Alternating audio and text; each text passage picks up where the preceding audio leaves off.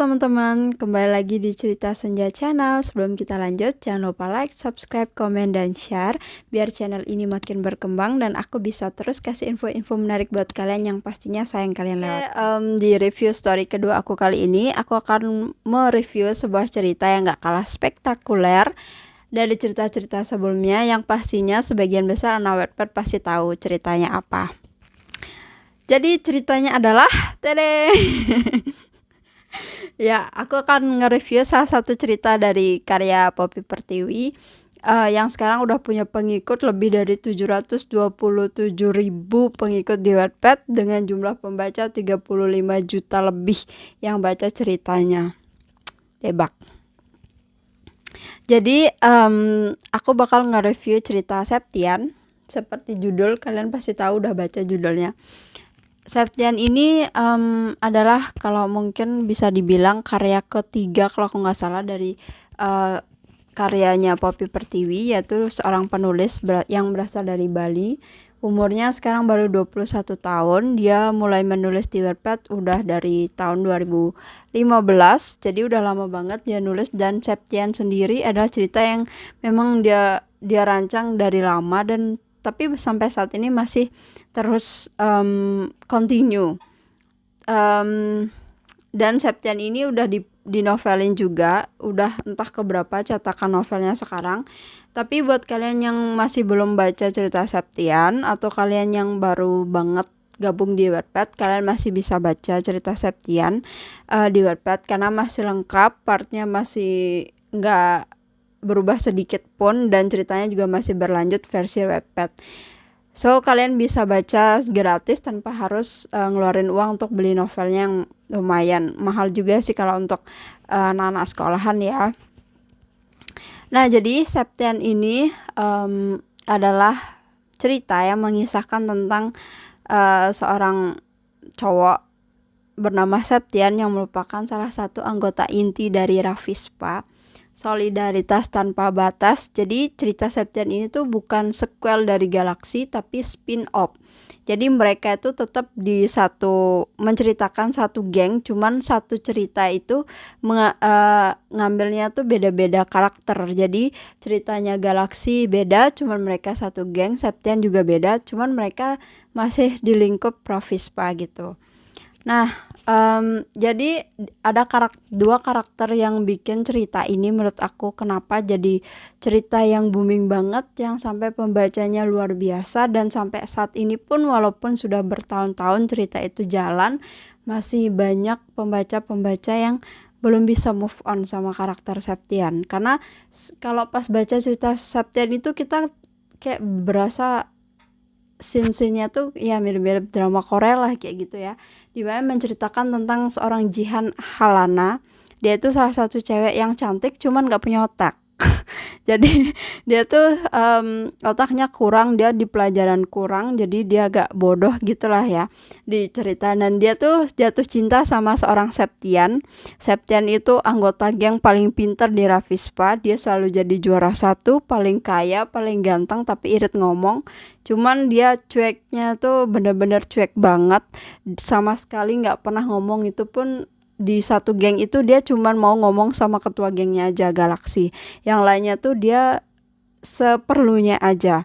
Nah, di awal cerita itu kalian pasti bakal dibuat greget karena di situ bakal ada scene dimana Jihan nembak Septian itu udah lebih dari 11 kali, tapi tetap ditolak sama cowok itu. Terus ditolak, tapi Septian itu Jihan itu sosok perempuan yang gak mau kalah. Jadi dia tuh udah gak punya malu.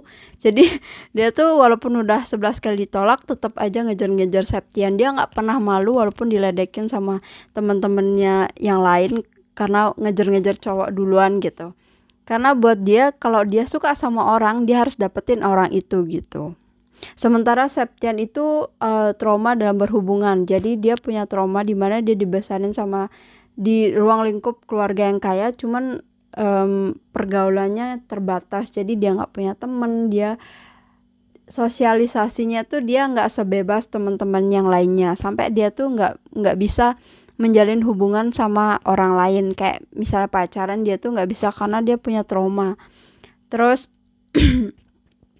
cuman karena Jihan terus menerus ngedeketin dia walaupun udah disakitin sama Septian, terus dibuat sakit hati, dibuat Jihan supaya benci sama dia. Tapi ternyata Jihan tetap nggak bisa benci sama Septian. Bagi Jihan itu Septian itu udah jadi semangatnya dia. Jadi kalau dia ke sekolah kayak gimana, kayak udah jadi bagian dari hidupnya Jihan kalau dia itu harus dapetin Septian. Dan pada akhirnya Septian ngasih syarat lah sama Jihan, kalau Jihan bisa dapet ranking 1, dia mau jadi pacarnya Septian gitu. Dia mau nerima cintanya Jihan. Jadi Jihan itu harus dapat ranking 1.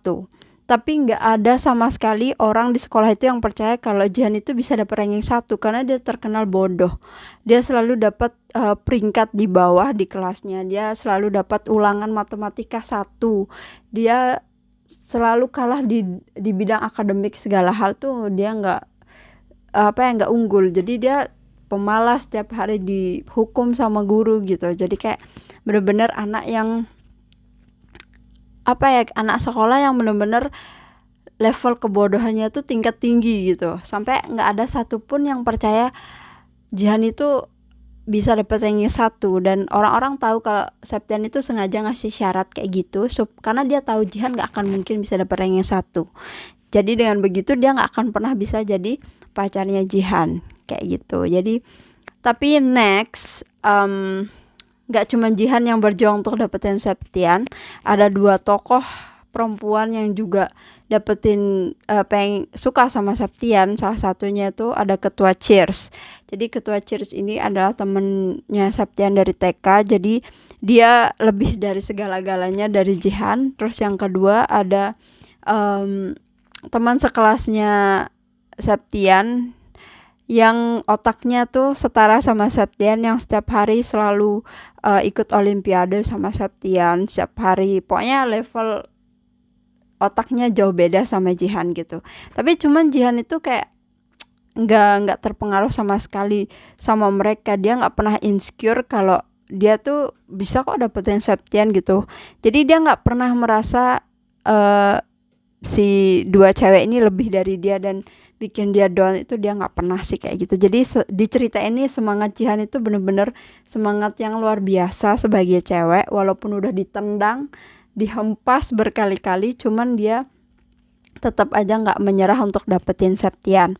Sampai pada suatu hari si Jihan setelah hubungannya dia sama Septian mulai membaik, kayak Septian ini walaupun dia nggak suka sama Jihan, tapi dia tipe orang yang baik. Jadi ketika Jihan digangguin, dia tetap nolongin Jihan gitu. Nah, hal itu malah bikin Jihan itu makin kayak makin besar kepala gitu. Kayak dia tuh kayak melayang-layang di udara, tapi habis itu diempasin lagi.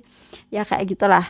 Dan dia nggak sengaja dengar Septian bilang suka sama si Talita, teman-teman sekelasnya dia yang pintar itu. Padahal pada saat itu Septian udah mulai ngasih ruang buat Jihan, udah mau ngajak Jihan jalan gitu, udah mulai kayak ya mulai peduli ya, walaupun sikapnya tuh masih kayak nggak menentu. Dia masih kadang baik, habis itu kayak orang nggak kenal, habis itu cuek, tiba-tiba manis, tiba-tiba juga jutek gitu. Dan di situ Jihan benar-benar merasa dipermainkan, kayak Septian itu merasa nggak menghargai perasaannya Jihan. Kayak dia udah ngasih harapan, cuman Septian ternyata nyatain suka sama teman sekelasnya. Dan di situ Jihan benar-benar marah, langsung bilang brengsek segala macem. Dan dia bersumpah sama dirinya sendiri kalau dia nggak akan lagi ganggu Septian, dia nggak akan lagi ngejar-ngejar Septian, dia nggak akan lagi pokoknya mau sangkut paut dengan Septian. Septian itu akan terhapus dari hidupnya gitu. Jadi dia akan ngelupain semuanya. Dari sejak saat itulah kayak Septian merasa hatinya tuh mulai hampa. Yang tadinya tuh ada yang tiap pagi nyariin ke kelas, ngasih makanan, ada yang tiap pulang sekolah gangguin dia buat nebeng walaupun dia nggak pernah kasih. Terus setiap hari ada yang ngapelin dia. Terus tiba-tiba sosok Jihan itu kayak menjauh gitu. Dan di situ kayak luar biasa di cerita ini itu Jihan berjuang sendiri, akhirnya dia belajar mati-matian sampai akhirnya dia bisa dapat 10 besar di kelasnya sendiri, dan itu benar-benar membuat orang tuh lagi nggak percaya gitu, seorang Jihan Halana bisa dapat 10 besar di kelasnya, dapat nilai matematika 8, itu udah luar biasa buat orang-orang di sekolah. Terus jadi karena saking sakit hatinya dia sama Septian, dia terus termotivasi untuk terus belajar gitu. Jadi sampai akhirnya dia berhasil dapat posisi keempat di kelasnya, dan itu benar-benar dia ngebuktiin sama semua orang dia bisa. Dan di situ Septian kayak keadaan tuh kayak berbalik, jadi Septian yang mengajar Jihan gitu, karena dia merasa ternyata nggak ada Jihan itu nggak enak ya, ternyata nggak ada yang gangguin itu aneh rasanya gitu, kayak ada sesuatu yang hilang gitu. Tapi Jihan tuh kayak balik jutek gitu. Semua orang mikir wah Jihan kayak gitu supaya bisa jadi pacarnya Septian, tapi ternyata Jihan bilang enggak tuh, dia tuh kayak gitu ya karena untuk diri sendiri aja. Mulai sekarang dia udah nggak ngajar Septian udah nggak ada artinya lagi buat dia gitu.